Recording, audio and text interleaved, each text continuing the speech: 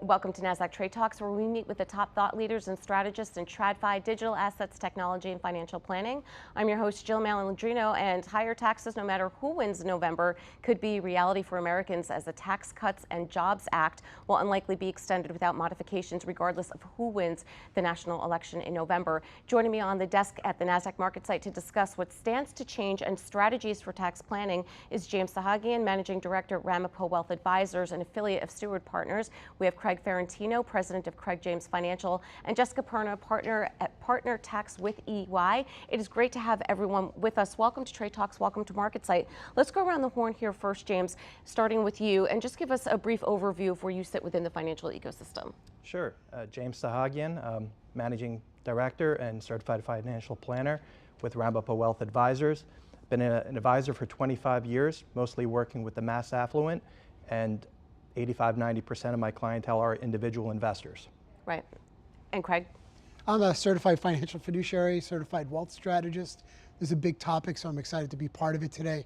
And president of Craig James Financial. My market is mostly mass affluent. First responders would be the best way, law enforcement, fire department, things like that. All right, and of course we've had EY on the show frequently. Tell us what you do, where you fit within the ecosystem. Thanks, Jill. Jessica Perna, tax partner in our private client services group within our financial services office. So dealing with ultra high net worth and high net worth individuals, specifically in the private equity and hedge fund space. Right, and let's talk about what the TCJA is, Craig. You know, we typically focus on what's happening with fiscal policy on the show here at Trade Talks, but I think this is going to be something that will be in the vernacular heading into the election. Yeah, $34 trillion in national debt and over $1.5 trillion in annual debt for the decade ahead and growing. It's highly likely that the Tax Cuts and Jobs Act is going to take center stage as the election approaches. And it's more than likely, as you mentioned, that regardless of who wins in November, we'll likely see major modifications to the TCJA after it expires in 2025. So, Craig, what stands to change? Oh, there's a lot. I mean, there's a lot on the plate. You're talking about the state and local tax, which is a sticking point, particularly in our New York area and New Jersey as well. They want to, there's a whole delegation of even Republicans that want to remove that because it's hurting their constituents. You're going to see the child tax credit. You're going to see the middle. If it goes back to the old rates, you're going to see the 22% rate go to 24. I just want to throw out numbers. The 24% now goes back to 28, and the highest on the high end is the 35 goes to 39.6. And of course, there's a topper on that to pay for Medicaid from the Obama. Jessica, do you think that there could be an extension or another version as we know the TCJA today, or do you think TCJA today, or do you think this is going to be a massive overhaul? So, just taking a step back, any extender of TCJA is going to cost trillions of dollars, right? So we're likely to see careful consideration on whether we're going to extend entirely, modify, or just scrap and start new. Right? So I think that's the conversation is even if everybody agrees, the big question is how is it going to get paid for?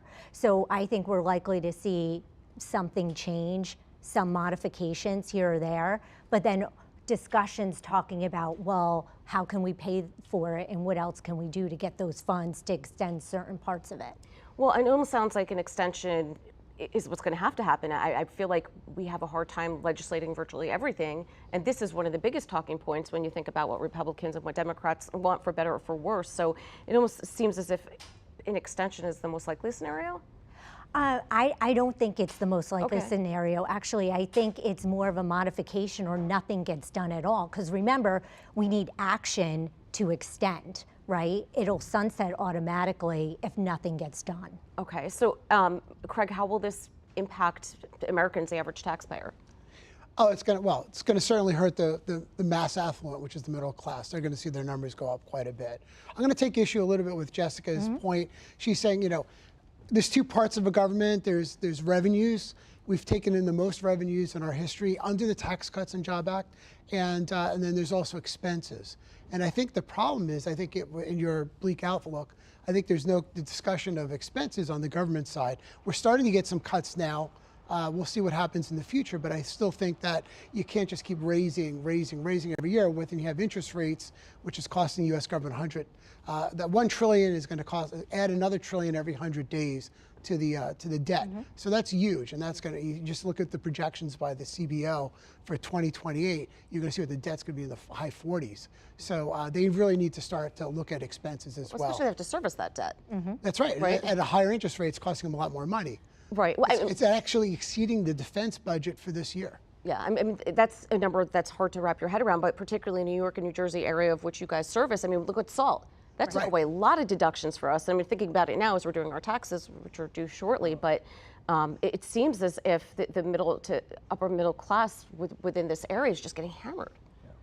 Yeah, well, then again, you brought up the salt. It didn't affect the people who have houses in Levittown because their taxes are $10,000, $11,000, so they had a $10,000 deduction. But it is affecting the people who live in the very nice houses where they're getting their taxes are, I don't know, $35,000, $40,000, and they're only getting a $10,000 deduction, so they're paying more in federal taxes. Well, by us in northern New Jersey, a very modest house could very easily have state and local taxes well over $10,000. And if you think about the world we're living in today, it's completely different than when this Tax Cuts and Jobs Act passed in 2016, implemented in 2017. Pre-COVID, the debt was virtually half of what it is today. And we were on a trajectory when it passed of under $400 billion in annual deficits. We're currently running over $1.5 trillion in annual deficits and rising. So completely different world. I agree with Jessica that it is very likely that Congress will move to let certain parts of the TCJA expire, thereby not taking ownership of the tax hike and just letting it take its natural course. So I do expect that. So what happens if it expires? I mean, so how do we know how to pay our taxes?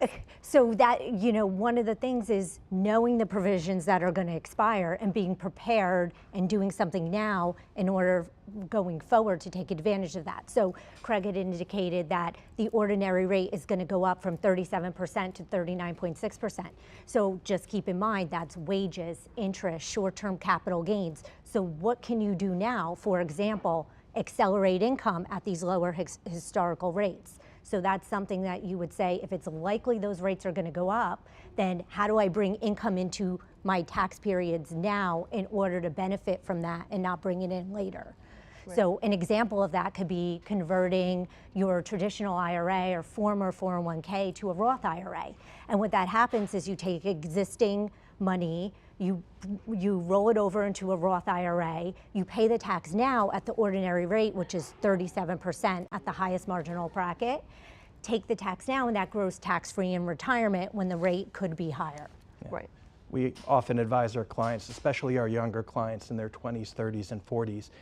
We often use the analogy of paying taxes on the seed versus taxes on the harvest. And if they're in a younger age group, they might have 30, 40, or even 50 plus years of tax-free growth of that money.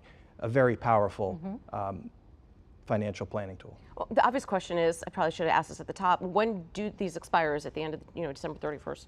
Yes. 2025, yeah. Right, okay, so you have... We're in the lowest tax rates in our lifetimes, in all of our lifetimes. Yeah. I think it's a fair statement. Unlikely to stay there. And well, it depends on how things go going forward. It is the way, either you spend your way out of a problem or you create growth in the economy. And clearly, the best way to grow the economy is to keep the tax rates low and grow the economy. Spending is not helping because it just gives people more money, and goods go up because there's a lot of dollars chasing the same goods. And so we need to do something a little different. And I think it's where the cuts, and that you're talking about New Jersey, New York, we're the highest tax states in the country, but you don't hear, I think they cut the city education budget 5%, and I don't know if that's going to last the whole year. They can't, it's just hard, they can't cut. And somewhere along the line, someone's got to be the grown-up in the room and say, we can't just keep having things going up, and that's my opinion. Whether that happens or not is a different story. Many of the provisions are automatically set to revert. So currently, the exclusion for estate and gift taxes is over $27.2 million for a married couple, $13.61 million for an individual. And if nothing is done, that will get halved in 2026. A Right. lifetime Lifetime. exemption, yeah. Right, especially if you're working with ultra high net worth individuals, it's not inconceivable that they do have multiple millions to pass on. You know, it's generational wealth that you're thinking about. Sure. So the plan is, if you think you're going to have a significant estate where that when it reverts back to half and you're above that, you should gift now and act now, because there's not going to be a clawback. If you go over, if it gets cut back and you gifted more than that, the IRS isn't going to come and say, hey, you pay tax on that now. So you can gift it now. It's under that lifetime exemption. It gets cut back, but you already gave it away. And not just that, the appreciation that goes along with it. So these are all things that we're looking at to do prior to the expiration. So are you working with clients now to structure their Absolutely. estate plan? We're having active conversations. As Jessica mentioned, Roth conversions are a big deal, gifting strategies, funding 529 plans for children, grandchildren, others where those monies could grow tax-free and they're out of the person's estate. These are all tactics. Bundling charitable contributions, where you could use a donor-advised fund to make substantial contributions. 87% of Americans are currently taking the standard deduction, so they're not taking advantage of the itemized deductions that you could get with charitable contributions. But by bundling them and using a donor-advised fund, these are ways for people to take advantage of that itemized deduction on charitable giving. Yeah, it sounds like it's pretty complicated. I mean, certainly you need an advisor, I'm sure a team to, You really want to take a look at that. Donor advised funds could be a little funky too, so you got to be careful. There's also QLACs, which are people, I've seen some of the research, qualified life annuity contracts, which allow you to move the estates well into like age 85. So it's another technique. But irrespective, it's you got to do it now. We have 657 days, Jill, before this happens. And so I'm grabbing people literally by their shirt collar and say, look, we got to get this done. We got to get this done. We got to get you less tax toxic for the future. And that's critical. If you're not doing that, if advisors aren't doing that, it's very tough. And I go into a group of advisors and I'll tell them the same story and they look at me funny. And I'm like, no, this is what we really need to do. It's not about how much money you make, it's how much you actually keep. And if you're not structured properly, you're going to be taxed a hell of a lot more than you thought. yeah. I wonder if people living longer, if that impacts the strategy as well. I guess they're spending more if you're living longer. Sure. It's, I think going into every calculation of government, when I started in this business 25 years ago as a financial advisor, I think the full retirement age was 62. And now for me and many of us is 67, going up to 70. So I think, that's all part of the calculation as well. And it's definitely need to factor into people's financial. Will it impact Social Security or benefits that are received from the government, the new tax structure? Look, there's a lot of things we don't know, but I'm pretty sure that they will modify the Social Security terms yet again, and most likely by pushing the full retirement age back for, especially for Trump came out with something just recently, which just came out of the blue, but he said every 6 years they're going to increase it by 1 year. So it'll take a long time. Won't affect anybody now, but let's say the minimum age is 62, it'll go to 63. And by the way, that's a way to reduce some of the expenses we're talking about. That's just one idea, aside from cutting different departments and things like that within the federal government. Yeah, I mean, certainly people have the capacity to work longer. We see that in the workforce now. So, what other ways are you advising clients? Is this specific to only ultra high net worth individuals, or does it run the gamut of all taxpayers? No, it runs the gamut of all taxpayers. So, the gifting lifetime exemption, that's a very unique set of facts with certain individuals who can give that much money away in their lifetime, right? But the Roth conversion is for anybody. You can convert your traditional IRA to a Roth IRA, and that's a way to save for retirement. Again, taking advantage of tax advantageous accounts like 529 plans. You don't get a federal deduction, but it grows tax-free and you're not taxed on that money when you take it out for education expenses. Additionally, we see a lot of people like pre-funding 529 plans where you're giving 5 years worth in year one to get a benefit of that compounding, and there's no gift tax consequence. Another maybe specific strategy is incentive stock options, and what that is they're called ISOs, and it has an alternative minimum tax ramifications. So you can, right now, under the TCJA, those phase outs are much higher.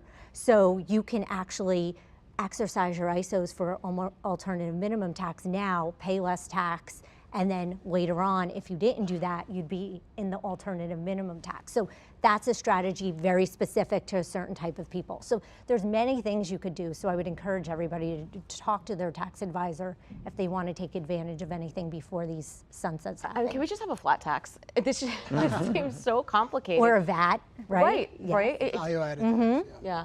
Careful back what you Steve wish for, it Forbes. may come. Right. Well, I mean, it almost sounds like double dipping. I mean, the wealth that you've created, what your heirs will inherit, it's already been taxed, right? So then they're going to tax it again. I mean, Well, you saw that change in the IRAs that you had. Now we have to take the money out if you inherited an IRA in 10 years, because this is money that's never been taxed. People deferred money from their payroll for years, and when the child or whoever inherits the account, they have to clear it out in 10 years now, and that's caused some. As a matter of fact, there's some misaccounting issues in the first year or two of that rollout. So the government's looking for that money. But again, they've raised more money than they ever have in history the last 2 years, even with COVID. Traditionally, most people in higher tax brackets did not gravitate towards Roth conversions because they didn't want to pay the very substantial taxes that are owed at the time of conversion. But I think given the environment we're in right now, even people in the highest tax brackets, especially those in their 30s and 40s, I think it does make sense to take a look at taking advantage of the, the conversion opportunity right now. Yes. right. And before, I was kind of being flippant about it, but why not a flat tax? It makes it, I mean, if I understand it correctly, the American tax system is the most complex globally. Absolutely. Is there a downside to a flat tax? So, I mean, there's pros and cons to both. I think right now this is a very complicated system and structure, and so you have to be very savvy and nimble to be able to prepare your tax return. And if you are ultra high net worth, there's a lot of complications in planning that go into it. So like, for example, your Roth conversion example on how ultra high net worth individuals may not necessarily have wanted to do it, but then they come to me and I'm like, well, pair it with a really big charitable deduction. So, you are incurring income, but we're pairing it with a deduction that they were going to do anyway, and essentially making that net to zero. So it's complicated, and there's ideas around it, but that's the part of my job. Yeah, it sounds like you're playing chess all day long, really. Well, there's a lot to think about, and the rules keep changing, and I'm sure they're going to change quite a bit more between now and the expiration. You got to realize there was a salary cap on when you could do a Roth IRA. So so if you made over $150,000, you couldn't do a conversion. So they removed that so that anybody, Warren Buffett, if he wants to do a conversion, could do a conversion. There are quite a few billionaires out there with all of their assets in the Roth IRA, growing completely tax-free with no required minimum distributions. So, some of the most financially sophisticated individuals out there are taking advantage of the rules. Absolutely. All right. Well, appreciate everyone's insight. Thanks for joining us on Trade Talks, and thanks for joining me from MarketSite. I'm Jill Malandrino, Global Markets Reporter at Nasdaq.